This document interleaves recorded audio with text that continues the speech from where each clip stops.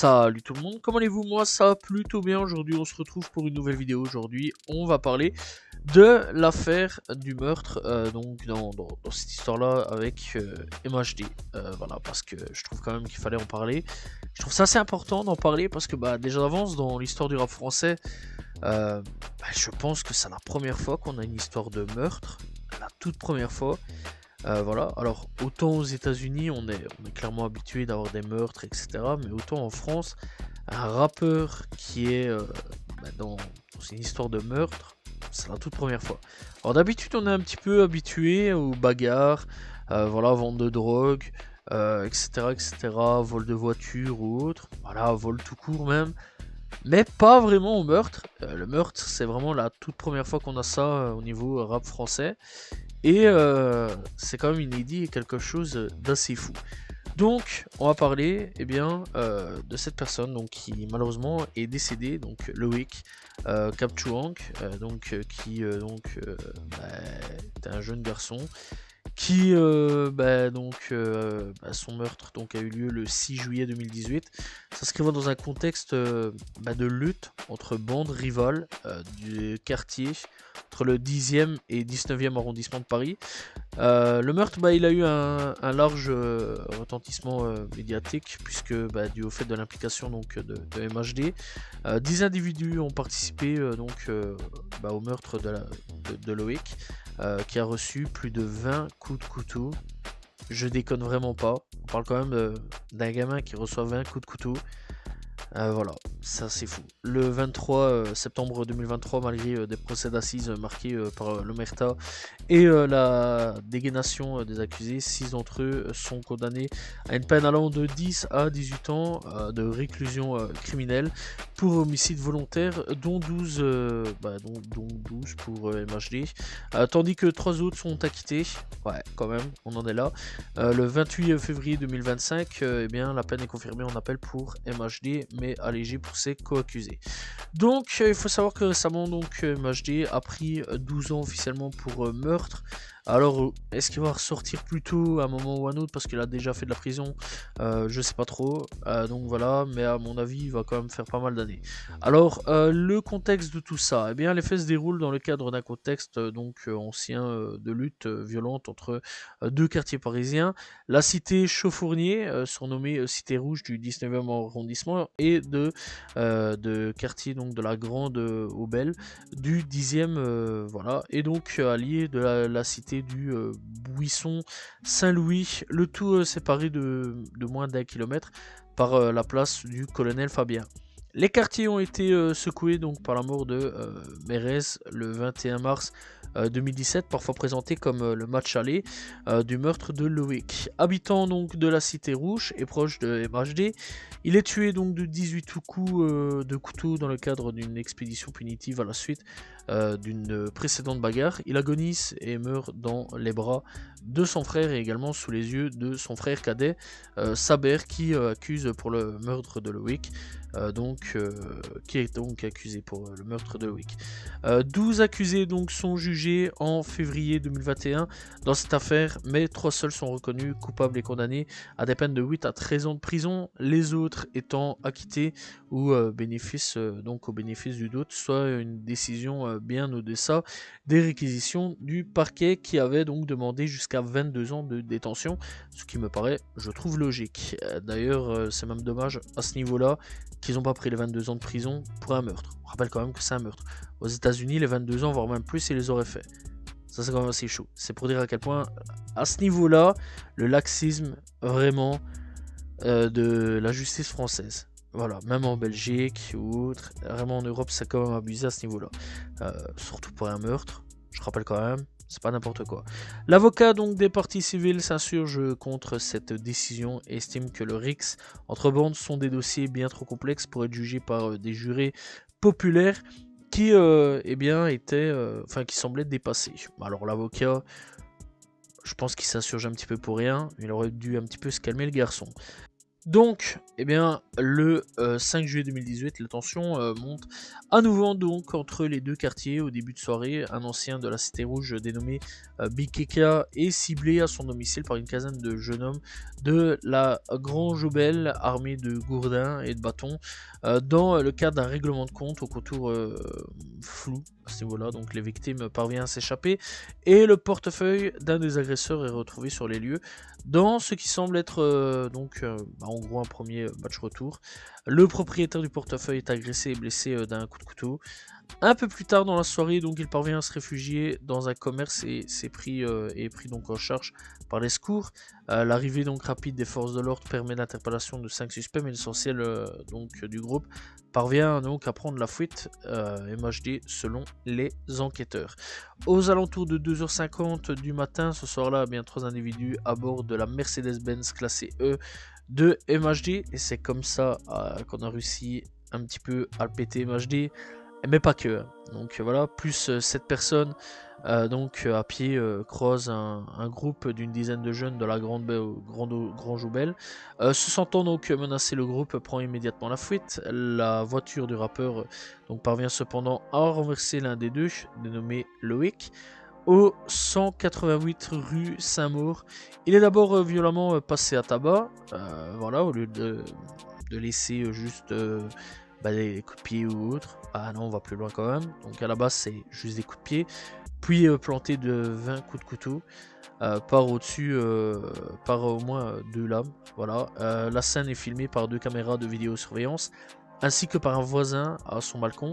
On y voit donc la victime se débattre au sol, utilisant désespérément ses bras pour se protéger des coups de couteau. Ces agresseurs lui coupent notamment son nez. On déconne pas là-dessus. Voilà, inconscient et voilà bref, c'est horrible à ce niveau-là. Et ensuite traîné au sol par une silhouette qui est attribuée à MHD, qui lui donne violemment un coup de pied au visage, et cette personne tente alors de monter à bord de la Mercedes, qui contient cependant déjà 6 individus et doit donc fuir à pied avec 3 de ses complices. Malgré les premiers gestes de secours effectués, la victime décède rapidement d'une hémorragie à la cuisse. Selon les éléments de l'enquête et de l'avis des habitants du quartier, Loïc n'était pas spécifiquement cible de l'expédition punitive. Il aurait donc été tué pour exemple, voilà, c'est n'importe quoi. En tant membre de quartier rival, on en est là aussi, et parce que il n'avait pas réussi à prendre la fuite. Le 7 juillet, les enquêteurs identifient sans difficulté la voiture de MHD qui n'avait que partiellement brûlé à proximité du lieu du crime. Alors MHD aussi, il a été reconnu grâce à ses habits, parce que c'était des habits un peu spéciaux à ce niveau-là, qui lui avaient été offerts et qui n'étaient pas encore sortis officiellement dans les magasins. Voilà, ça il faut le savoir. Alors c'est quand même assez fou. Donc c'est avec la voiture et les vêtements qu'il portait. D'ailleurs après il a dit comme quoi que les vêtements il les avait donnés à un copain, etc. Donc voilà, ça aussi c'est quand même assez fou. Donc du coup, c'est quand même assez fou tout ça. Donc ils se font attraper, ils se font au bout d'un moment accusés, etc. Donc au niveau du procès, 9 personnes sont poursuivies pour le meurtre de Loïc. Ils sont jugés par la cour d'assises à Paris pour le 4 septembre 2023. Tous les accusés démentent leur implication, à l'exception d'un seul qui admet simplement sa présence sur les lieux. Le cas de MHD est particulièrement scruté par la cour. Il est donc interrogé durant 6 heures contre 2 pour les autres accusés, et de nombreux éléments à charge sont retenus contre lui, à commencer par plusieurs témoignages dès la nuit des faits, qui refuse cependant de déposer concernant l'utilisation de sa voiture. Il affirme qu'il la mettait régulièrement à la disposition des personnes de confiance de son quartier. Voilà, donc en gros il le donnait. Quant à la silhouette de l'individu à la peau noire, les cheveux blonds et revêtus de puma, dont HD était ambassadeur. c'est pour ça avec tout ça. Eh bien, l'accusé rétorque plutôt. On n'est plus de 20 à l'assister à avoir une tâture blonde, de même qu'il faisait régulièrement don de ses nombreux vêtements. Il est également acculé par la présence de ses 2 téléphones à bord du véhicule au moment des faits et qu'il avait été préalablement éteint. Un oubli pour l'accusé. Ces éléments de réponse du rappeur ne convainquent pas l'accusation, donc voilà, et donc qui lui demande notamment quelqu'un a les cheveux colorés comme vous, un survêtement Puma comme vous, et votre voiture est utilisée à votre insu. Vous avez des amis qui veulent vous détruire pour vous impliquer à ce point. Pour la juge d'instruction, les déclarations donc, de Mohamed Silla, donc MHD, ont été très évolutifs et en contradiction avec certains éléments du dossier s'agissant de son emploi du temps, voilà la nuit des faits. Alors donc il faut savoir que ces vêtements là en gros en soirée, étaient en soirée hein, à ce moment là, il sortait de soirée etc à un moment, et il était déjà habillé en truc Puma, il avait été photographié, ça il faut quand même le savoir. Donc le 23 septembre 2023, ces accusés sont condamnés à une peine allant de 10 à 18 ans de réclusion criminelle. Voilà, Younes, donc principal accusé, jugé par Contumace, écope de la plus lourde peine. MHD donc est condamné à 12 ans contre 18 requis par le parquet. 3 autres accusés sont acquittés, dont l'un a été clairement disculpé par les enquêtes lors du procès et 2 autres bénéficient du doute. Voilà. Bref, donc le 4 octobre 2023, les 5 accusés présents annoncent faire appel. Lors du procès donc en appel devant la cour d'assises de Créteil, MHD continue donc de clamer son innocence. Il est condamné à la même peine, tandis que ses co-accusés donc bénéficient donc de peines plus légères, 12 à 10 ans de prison, tandis qu'un des condamnés est acquitté. Voilà. Bref, donc, revenons à tout ça. Après tout ça, donc MHD va pouvoir en gros sortir à un moment ou à un autre, donc avec l'appel, pouvoir continuer sa petite vie tranquille, continuer donc à faire de la musique, voilà, jusqu'à récemment, où récemment il a été condamné à 12 ans de prison officiellement. Donc en 2025, ici récemment, il a donc été officiellement condamné à les 12 ans de prison pour le meurtre de Loïc. Voilà, donc là c'est acté, c'est officiel pour lui. Par contre pour les autres, j'ai pas plus de nouvelles à ce niveau-là, faudrait que je fasse peut-être un petit peu plus de recherche, mais bon, c'était plus MHD le principal truc là-dedans. Donc du coup, que dire sur tout ça? Bah c'est grave quand même, c'est très très grave. Moi personnellement, je vais pas vous mentir que si j'en parle aujourd'hui, si j'en fais une vidéo aujourd'hui, c'est parce que clairement l'état un peu du rap français m'a jamais inquiété d'habitude, ça m'a pas vraiment inquiété d'habitude, je m'en fous un petit peu. Mais je trouve ça quand même assez choquant qu'aujourd'hui on en est vraiment au meurtre. On en est au meurtre. Voilà. Les délires à l'américaine, en fait, d'habitude, ouais, ça nous fait un peu marrer, c'est un peu rigolo. Parce que voilà, quoi, c'est un peu les délires à l'américaine. D'habitude, on se dit toujours, ça viendra pas chez nous, c'est impossible que ça vienne chez nous. Aujourd'hui, on en est vraiment au point de se dire que, bah si, en fait, si, c'est chez nous. Aujourd'hui, il y a un gamin, parce qu'il vient d'une bande rivale, enfin d'une cité rivale, on décide de le tuer. C'est n'importe quoi. C'est n'importe quoi. Et oui, je suis désolé de le dire, même si vous défendez MHD, il mérite clairement sa peine de prison. Qu'il le veuille ou non, il le mérite sa peine de prison. Il était présent, il a été filmé, les vêtements étaient là, les téléphones étaient là, de son nom, en plus de ça la voiture était là. Il a été filmé, il a été vu, donc il peut pas nier l'évidence. Il peut pas dire que non, il n'était pas là. Et les gens qui le défendent, parce qu'il y a des gens en plus sur les réseaux sociaux qui sont encore en train de le défendre, en mode oui mais non il a rien fait. Si, il a fait, faut pas nier, faut pas être aveugle à un moment, faut arrêter d'être aveugle. À un moment faut savoir quand même critiquer les bonnes choses, faut savoir critiquer les bonnes personnes, et à un moment quand il faut savoir être honnête et dire les choses qui ne vont pas. C'est comme Moral à Squad les gars, faut arrêter de dire qu'il a rien fait sur certaines choses. Si, il a fait, et voilà, c'est pour ça aujourd'hui qu'il est en prison, c'est pas pour rien. Alors d'accord, parfois la justice peut exagérer sur certaines choses, par exemple, quand tu vends, je sais pas moi, une barrette de shit ou de l'abus ou un truc dans le genre, que tu prends 10 ans de prison, 5 ans de prison, là c'est déconné, là je suis d'accord là-dessus. Mais un meurtre, ouais, un meurtre déjà d'avance, c'est même pas 12 ans qu'il aurait dû prendre. Hein. Là, je trouve même encore que la justice a été beaucoup trop clément là-dessus. Et je parle là-dessus parce que vraiment, moi, ça me dégoûte quand même quelque part parce que c'est un gamin qui avait quand même toute sa vie devant lui. C'est un gamin parce qu'il y a des problèmes avec son quartier. Ça tombe, même s'il avait à voir là-dedans, même si lui aussi il faisait partie de cette bande rivale, etc. C'est quand même un gamin que si ça tombe, il aurait pu changer avec le temps, pouvoir faire des études, partir et commencer un business ou un truc dans le genre. C'est un gamin qui avait vraiment toute la vie devant lui et malheureusement, c'est un gamin qui s'est fait poignarder pour une histoire, pour une question d'ego, voilà, il n'y a pas d'autre mot à dire là-dessus. Voilà, je comprends pas trop ce délire, personnellement, des délires des quartiers à se mettre ainsi sur la gueule, voilà.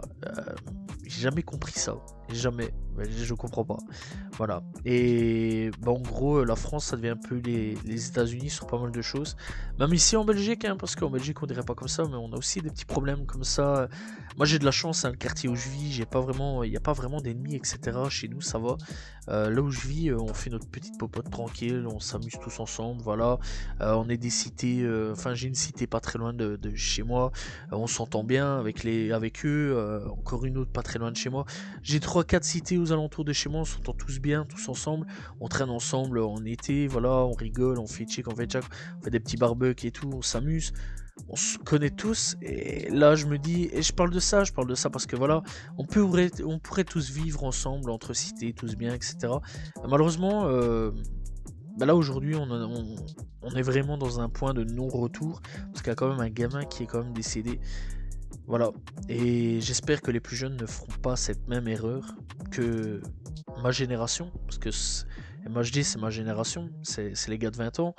J'espère vraiment que ouais, ma génération, malheureusement, est en train de remontrer un mauvais exemple.